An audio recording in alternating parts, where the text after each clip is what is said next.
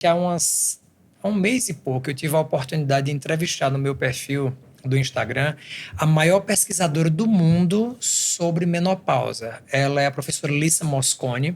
Ela é escritora Legal. dos maiores best-sellers, o The Menopause Brain, o XX Brain e Food Brain. Ela é italiana, mas é radicada nos Estados Unidos. Ela é a coordenadora do Women's Brain Initiative. Então, é a maior pesquisadora que mais publica sobre cérebro da mulher da menopausa. Que Essa live está legal. até no meu canal do YouTube. Eu fiz em inglês, mas eu coloquei depois as traduções com ela. Vamos botar o link É aqui na incrível, descrição. vale a pena. Essa mulher é uma das maiores palestras do TED Talks falando sobre isso. Ela é um fenômeno e ela lançou um livro no Brasil, O Cérebro e a Menopausa, e eu fui ajudá-la a divulgar esse livro aqui no Brasil. Que legal. Que E honra. ela traz, foi uma honra imensa, e ela trouxe um conceito que a ginecologia não tinha, que a menopausa ela é uma condição mais cerebral do que a ovariana. E isso me pegou demais. Quando ela me disse ao vivo, eu disse... Eu nunca tinha ouvido falar nem eu. nisso. Até eu assisti o TED Talks dela há 4 anos, quando ela lançou, foi um grande fenômeno. E eu fui ginecologista, estudei aqui em São Paulo, fiz residência médica aqui, especialização aqui, mestrado aqui, comecei a fazer um monte de curso aqui e fora do Brasil sobre menopausa e nunca tinha ouvido falar que a menopausa é uma condição cerebral. E aí a gente começa a ver as mulheres, os principais sinais e sintomas. Você que está aí assistindo e que está na menopausa, com certeza vai se identificar.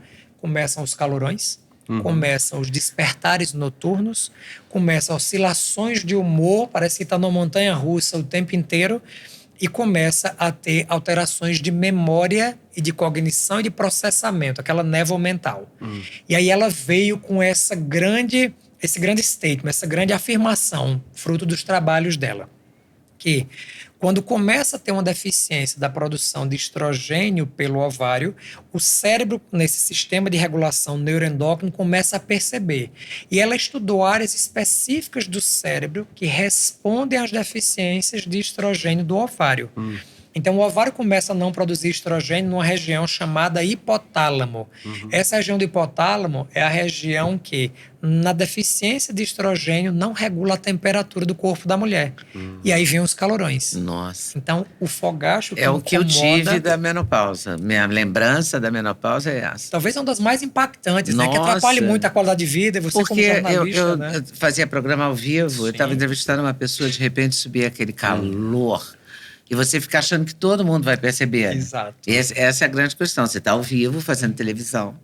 E você fala, meu Deus, como é que eu vou fazer agora? E é um calor junto com um mal-estar, com É um aceleração negócio, cardíaca. assim. E depois passa. Isso, Passa fugaz, rápido, mas é. incomoda. Então, Mas incomoda muito. Na Exato. hora que vem, que baixa o calor.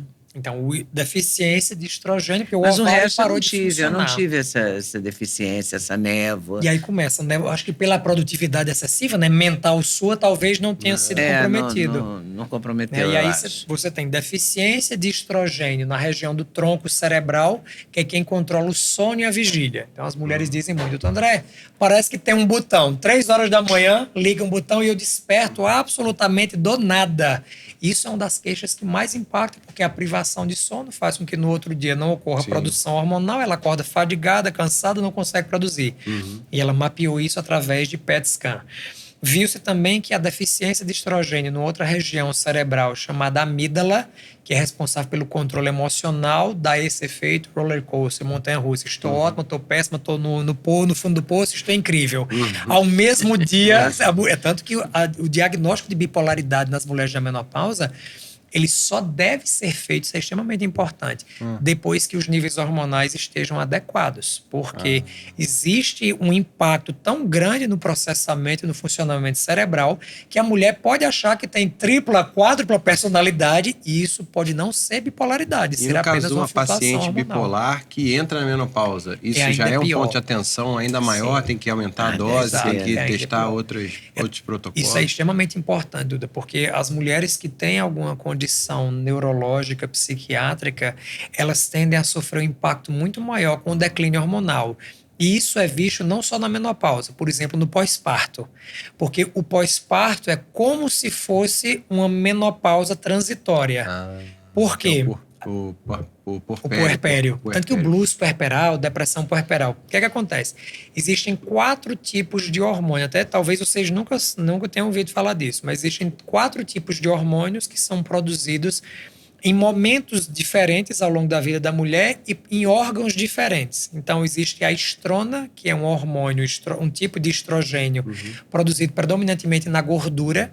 Esse é o que mais está associado com risco para câncer de mama, naturalmente. Então, a própria obesidade é um fator de isso risco que eu para ia câncer de perguntar. mama. A gente depois pode Quem falar tem disso. mais gordura corporal tende a aumentar. Tem um risco aumentado. Hoje é um dos principais fatores de risco evitável para câncer de mama e outros cânceres, a obesidade, porque a gordura produz estrogênio. O segundo é o estradiol, que é predominantemente produzido no ovário da mulher, esse é que para com a menopausa. Existe o estriol, que é o mais produzido pela placenta durante a gestação. Existe o estetrol, que é um que é produzido pelo fígado do feto na barriga da mãe ainda. Caramba. Então, existem esses 4 tipos de O hormônio. fígado do O feto fígado do feto produz estrogênio e na vai vida pra corrente intraútero. da mãe. Exato. É tanto que esse é um hormônio que hoje tem saído novas pílulas anticoncepcionais usando esse hormônio, porque ele é menos maléfico. Depois a gente pode falar sobre estruturas de hormônios e benefícios e malefícios. Então, durante a gravidez, existe uma produção muito grande de estradiol e de estriol. Então, no geral, se você dosar um hormônio da mulher, o estradiol vai estar em torno de 100, 150 ao longo do ciclo. Na gravidez é para 500, 1.000, 1.200. E na hora que a placenta é clampeada, o cordão umbilical é cortado, a mulher sai de 1.800 para 2. Então é como se ela tivesse aplicado em uma bitcoins que não existia. Ela era milionária hormonalmente e ficou pobre no dia seguinte. Então, essa queda muito rápida de estrogênio dá uma alteração cerebral semelhante ao que acontece na menopausa.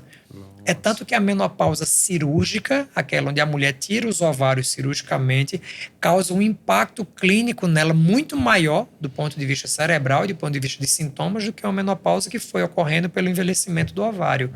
Então, são pontos de atenção. Grandes momentos de oscilação hormonal, como a entrada na puberdade da adolescente, o pós-parto e a menopausa, são momentos que as doenças psiquiátricas elas tendem a aflorar em quem tem genética para isso. Uma analogia que eu gosto muito para explicar isso para quem está assistindo, quando a gente nasce com uma alteração genética, é como se você nascesse com uma arma que está com todas as balas, mas quem puxa o gatilho é a epigenética. Então, o seu estilo de vida, as suas escolhas, seja alimentares, a forma como você decide levar a sua vida pode puxar o gatilho da sua genética e essa doença se expressar ou ela permanecer silenciada. Assim como um revólver dentro de uma prateleira não vai fazer mal para ninguém, mas nas mãos erradas, alguém puxando o gatilho, ele pode ser realmente uma sentença. Então, genética não é sentença de condenação. Isso mas é muito bom. É um risco. Isso, por exemplo, até aproveitando, quando a gente fala sobre o teste genético para câncer de mama, muitas mulheres têm, porque o medo da terapia hormonal e o câncer de mama é um dos principais fatores que levaram à cancerofobia que aconteceu nessas 2 últimas décadas.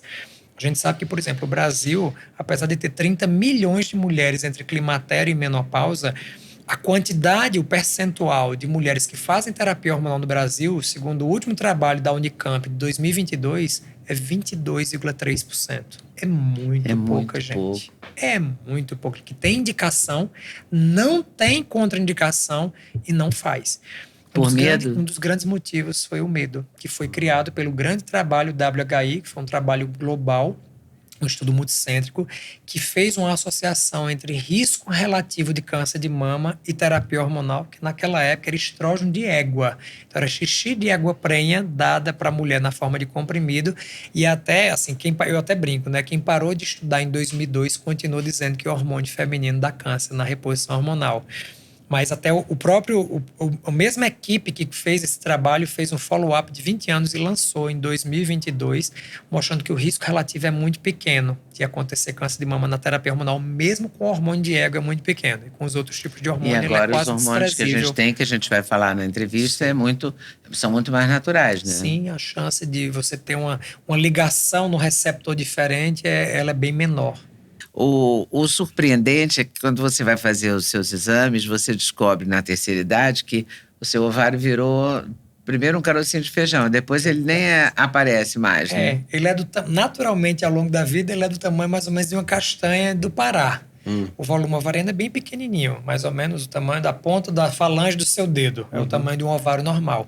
Na menopausa ele fica tão fininho, parecendo uma fita. Então, assim... Às vezes ele não aparece. Às vezes no exame de ultrassom ele não aparece. Quando você vai operar mulheres na menopausa, é só uma fitinha branca ali em cima. E aí, gostou desse corte? Gostei muito, mas eu acho que vocês devem assistir a entrevista completa, que está no YouTube, Leda Nagli, esperando por você.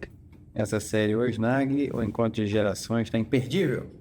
Vale a pena conferir, hein? Com certeza. Se Deus quiser.